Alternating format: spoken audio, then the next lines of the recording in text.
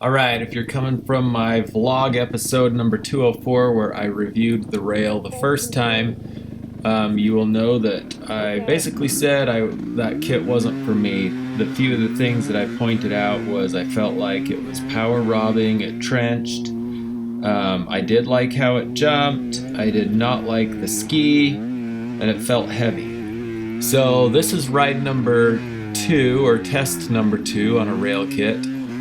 This one is on, I believe it's a 22 TM300. So yeah, completely different bike than what I rode it on the first time. The first time it was on a KTM 450SX. This time we're on a 2-stroke 300.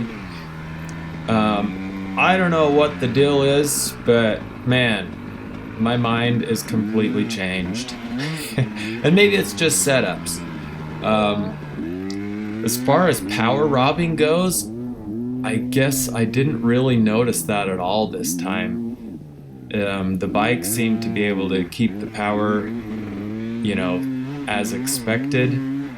I dropped off in the power a couple times, but I think that's just a 2-stroke versus 4-stroke thing. I need to shift more often on the 2-stroke, so it's not a kit issue. I purposely took it up in these trees where it got a little steeper. Mostly just to test to see if it would trench like it trenched the first time I rode it. And I keep saying first time, I've actually ridden the RALE multiple times. I just didn't do a review on it until I felt like the owner had his kit set up good, or at least whatever they thought was good.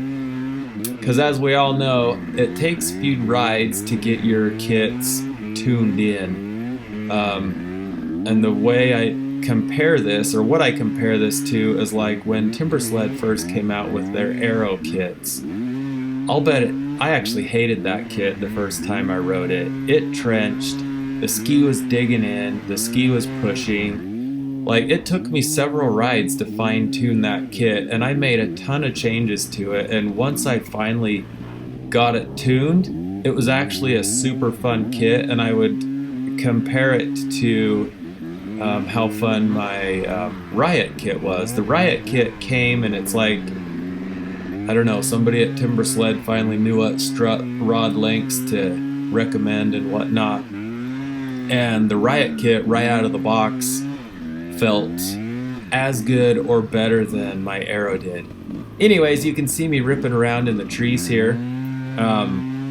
One thing that they changed on this kit, which I'm so glad they did, is they put a mountaintop ski on this this RALE setup. That ski's pretty nice. It grabs and bites, I would say, just as good as the Timbersled Traverse ski does. So I felt like this setup was super nimble. I could turn on a dime. It was way light. This is actually a super fun kit.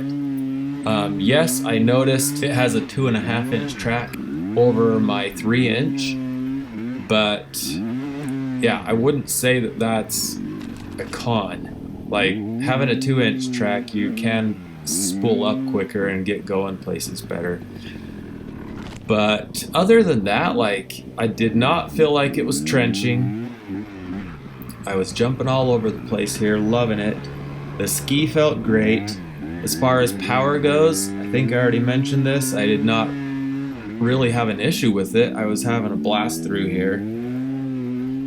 I still like how the RALE kits jump and feel when they land. They feel a lot more like a dirt bike. My only complaint is when you jump off something like this right here, as soon as you get in the air, you can feel the rebound of the kit like shoot outward, and there's kind of like a clunk when it goes fully extended. Pretty minor complaint, but it lands and feels great when you land. Like I say, a lot like your dirt bike.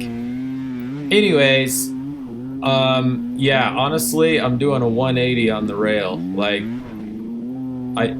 I guess it's just all setup related, because on this 300, the RALE was freaking awesome. Like, you can see me blasting through here, just bobbing, weaving through the trees.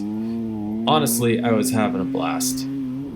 So, yeah, more to come. I've actually ridden the mountaintop kit a couple times now. I've kind of been keeping my mouth shut because I'm waiting for, again, the owner to feel like they have it 100% tuned, because, yeah, I'm just not going to say anything yet.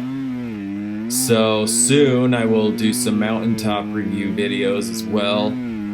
I do like the mountaintop ski, so I guess you get that little teaser. The mountaintop ski feels really good. I have not ridden the mountaintop ski on some hardpack yet. That's where they claim it really shines over the timber sled ski, so I would love to ride it on some hard-packed groom trails. We did ride some groom trails to get up to this area to this day, so yeah, it would have been a great comparison. Anyways, I am going to shut up here in a second, and you can hear my response or reaction as I hold up to everybody. Had to do a little jump there. Oh, and by the way, this TM300 rail setup is for sale, and honestly, I would highly recommend it. It's a really, really fun kit.